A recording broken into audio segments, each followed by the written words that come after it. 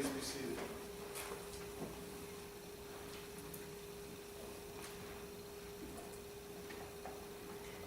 There was no plan B.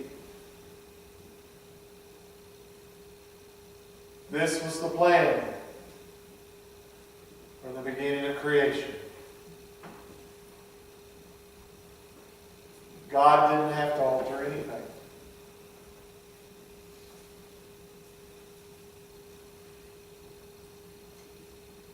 Thomas had said those immortal words just a week before when they went to the tomb of Lazarus. Thomas said if he goes back to Jerusalem, he's going to die. We'll go back and die with him. Zechariah the prophet said, "See, O daughter of Zion, your king comes to you, riding on the foal of a donkey." Many, many times up before this time, Jesus had said, "Don't tell anybody what I did. My time's not yet come. It's not time." Today, Palm Sunday tells us it's time. This is the beginning of the end. The intermission is over. The last act is about to be played out. Jesus tells his disciples to go into the city, and they will find a young foal of a donkey tied up, and tell the owners that the Lord has need of it, and they'll let you have it. So they went in, and there was the animal, and they said the Lord has need, and they gave it to him. They went back out onto the other side of the brook of Kidron, just below the Mount of Olives, where Jesus was. Scripture says that they put their coats on the back of the donkey. He sat upon it, and they began to put their coats in the road. And when they ran out of coats, they went to the palm trees and stripped palms off and put them in the road so that the donkey's feet wouldn't have to touch the ground. And those who didn't do that were shouting and waving palm branches. "Blessed is he who comes in the name of the Lord. Hosanna, son of David." Didn't need microphones back then. The voice carried across the valley. Down one side of the valley, and up the other side. Got everybody's attention. The bandwagon had begun to roll. And everybody's jumping on it. Well, almost everybody. Almost. Where you see the religious leaders aren't pleased. It doesn't fit their scenario. It's not their story. So they don't like it. This is the rabbi from Galilee who breaks all the rules. Tells everybody not to listen to us. Well, that wasn't true. Jesus said, listen to them, don't just do what they're doing.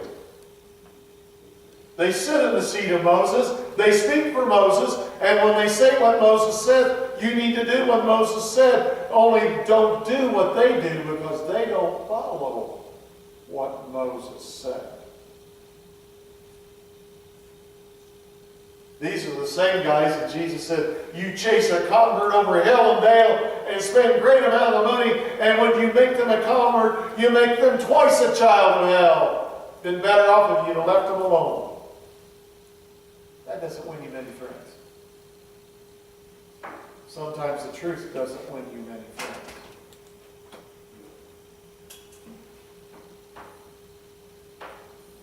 You see, this is the one that said, I am the way, the truth, the life. No man comes to the Father but by me. And And there's people in our culture, they say, you can't say that. That's being arrogant. That's being exclusive.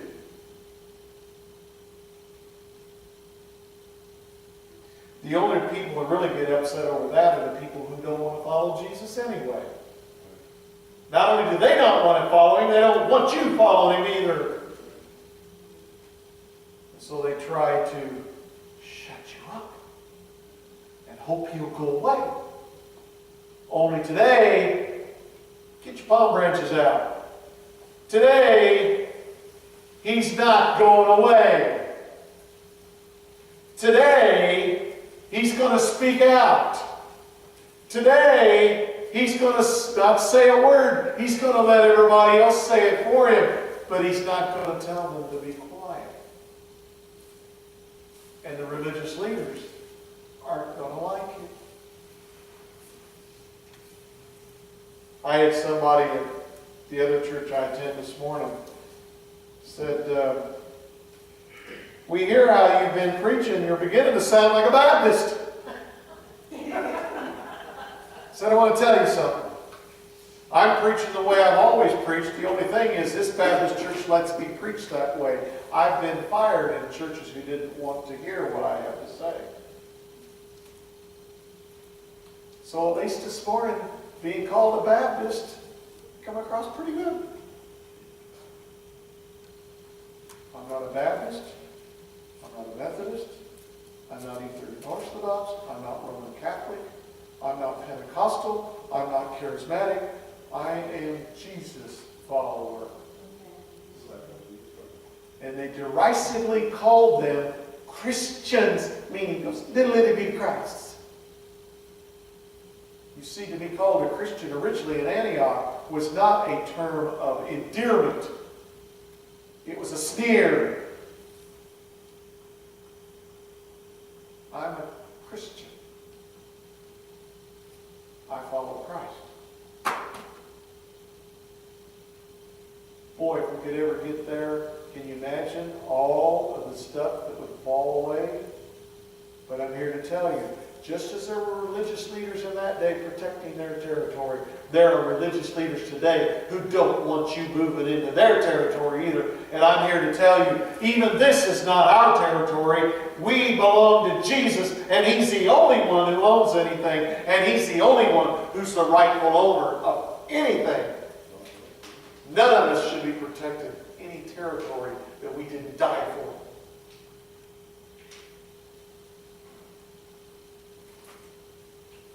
And there are religious leaders in this town that don't want you changing anything. And they would be just as mad at Jesus if He rode up Jefferson Street as He did on the day going into Jerusalem.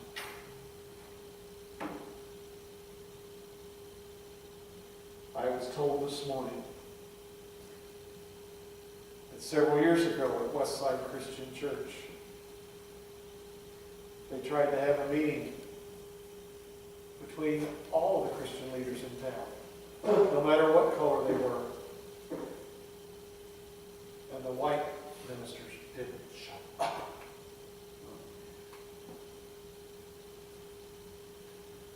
The white preachers didn't show up. And it's that kind of attitude that killed Jesus.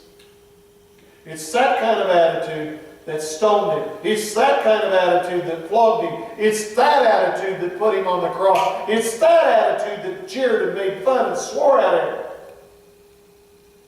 while they wore their beautiful robes. You see, it's still in our city today. And I'm here to tell you this morning, folks, it's easy to cheer Jesus when everybody's cheering Jesus.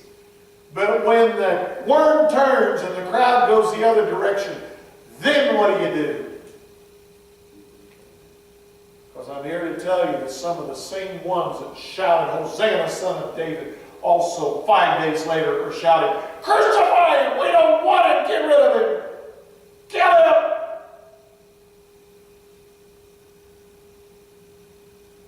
And those of us in this room have that same ability to be turncoats. especially if it gets a little uncomfortable to stand with Jesus.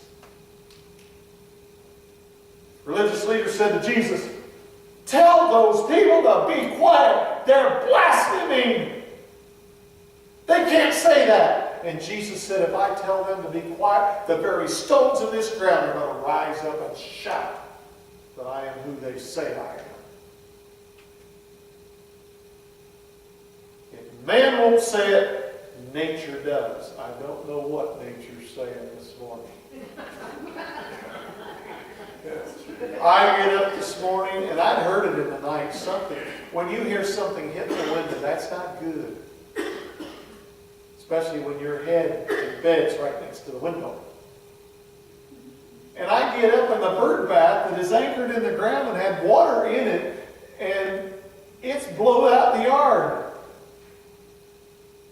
The chairs are blown even further.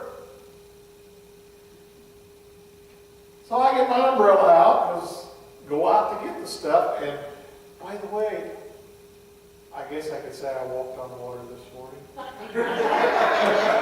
I did walk through it.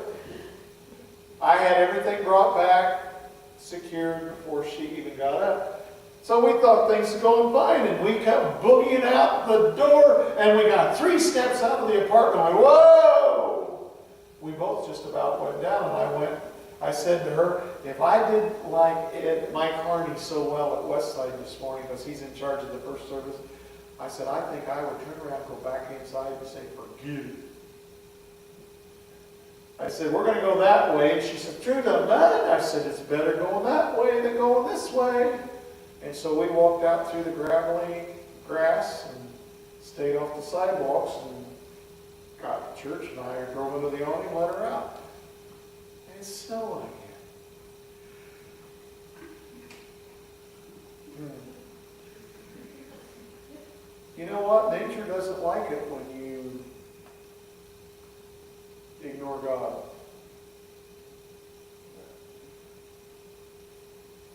The rocks will cry out that I am the Son of God. But you see, after he raised Lazarus from the dead, that caused a real problem, because everybody had to admit that a 4-day-old dead guy is alive. You can't hide that. And they go to Caiaphas and say, what are we going to do? The whole world's going out after him. And Caiaphas said, just settle down. It's better that one man die for the nation and the whole nation be destroyed. And even though he hates Jesus and he's not on God's side, God uses his enemy as a mouthpiece to tell the truth. And Caiaphas didn't even have a clue. By the way, when Jesus rides into Jerusalem and he gets in there, the first thing he does is goes to the temple and cleans house. It's okay to be angry, but in your anger, do not sin. Jesus was angry and he didn't sin. He went in there and he turned over the tables of the money changers. He set the doves loose. He set the sheep going for wherever, and said, my Father's house is a house of prayer, and you've turned it into a den of robbers.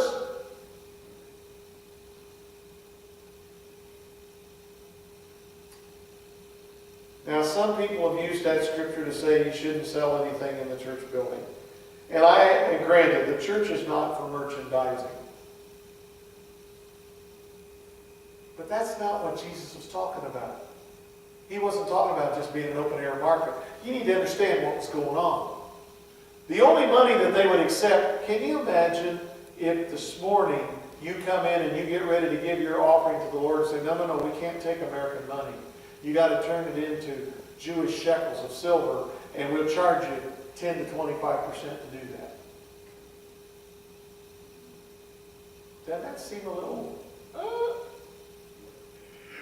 Oh, not only that, when you bring your doves, if you're poor people, you bring doves, a pair of doves, because that's what you can afford. If you're a little richer, you bring a sheep.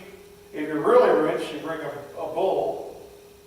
And we got to check it over to make sure that it is perfect. And I guarantee you, folks, that they always found something wrong with everything. And they would put that in the pen, and go over to the pen and sell you an animal that is appropriate. Oh, and by the way, what they didn't tell you, Paul comes in a half hour later. They take his sheep and they sell him your sheep that suddenly became okay. You see what they were doing? It was a racket. And I'm here to tell you, in the American church many times today, it's a racket. And there are too many church leaders, even today, even in our city it could happen, fleecing the flock. Taking advantage of God's people. It was wrong then, it's still wrong today. And if Jesus can ride in on a donkey, you don't need a $12 million jet airplane. I'm sorry, I shouldn't have went there.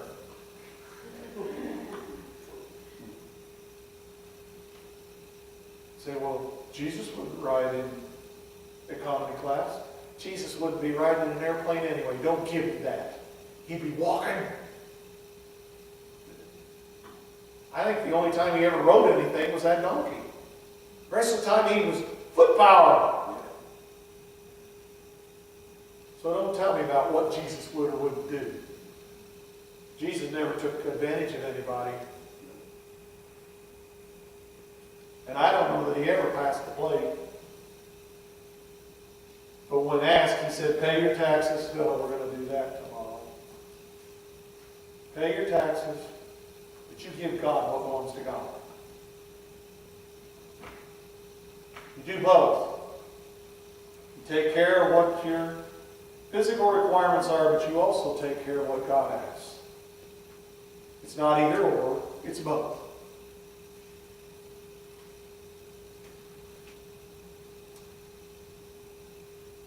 Whew.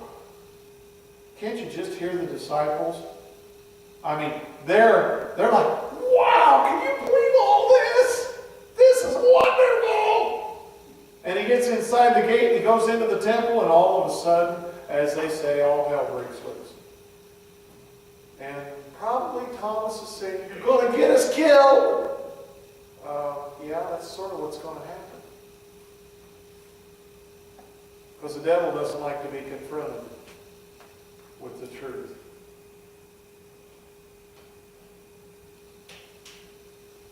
Jesus knew exactly what he was doing. Do you believe that?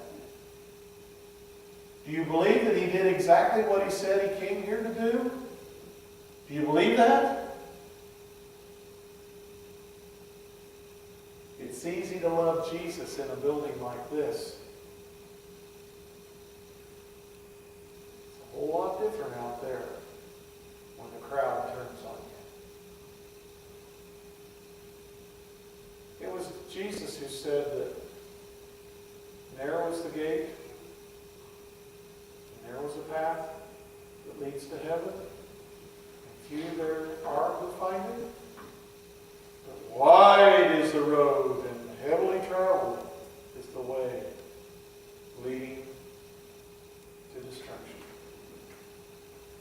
Let me tell you something, folks. Here's how you check it out. If you're in the middle of the crowd, I would question about where you're going. But if there's just a few of you, and hopefully it's steady, and hopefully there will be more, but I'm here to tell you, if you're in a mob and it looks like a riot, you're not headed for heaven. Did you hear me? If you're doing what everybody else is doing, you're probably not doing what Jesus wants you to do. If you're doing it the way everybody else does it, if you're doing it the way the world accepts it, I'm here to tell you, you're probably not doing what Jesus would do. I got pretty emotional during some of the songs this morning. Jerusalem, Holy City, took me all the way back to 1977.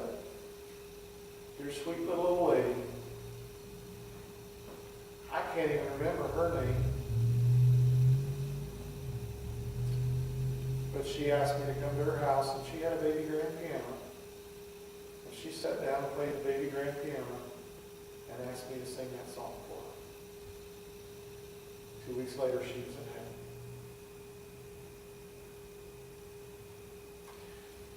Last week started off tough. Sunday, I took communion to a dear friend in Petersburg, Illinois, who knows he's not got long on this world.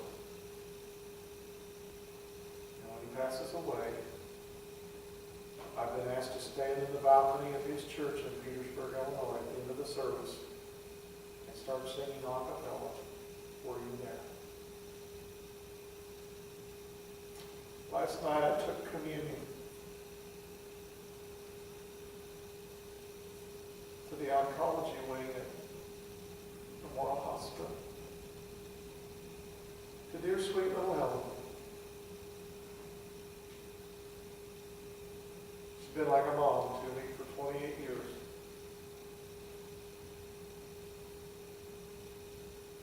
She's not got long for this world either. And as soon as they told me that she had pneumonia and she didn't want to fight anymore, I immediately said, well, I got to go see Helen. And my sweet wife says, take her communion. Which I did. Put the little piece of matzah, let her daughter put the little piece of matzah in her mouth. She couldn't do anything with it, so I said, Lori, take it back out. Gave her the cup. They got enough grape juice in her mouth so that she tasted it. She had communion.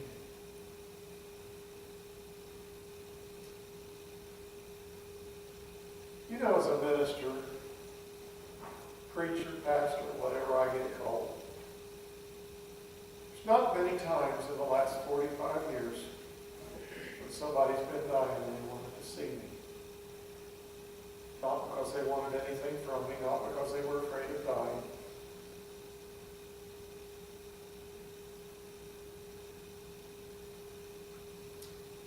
Just wanted to say thank you for being there all those years. And tell me for the last time that they love me. Preachers don't get that much, do they, Jane? Her daddy hasn't either.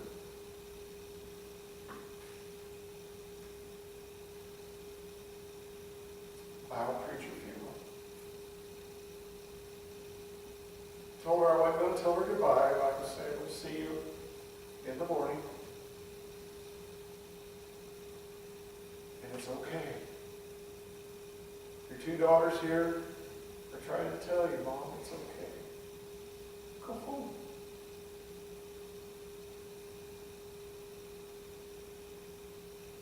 We can have hope in situations like this because Jesus rode into Jerusalem on the back of a donkey. He cleaned his house. They didn't appreciate it. They killed him.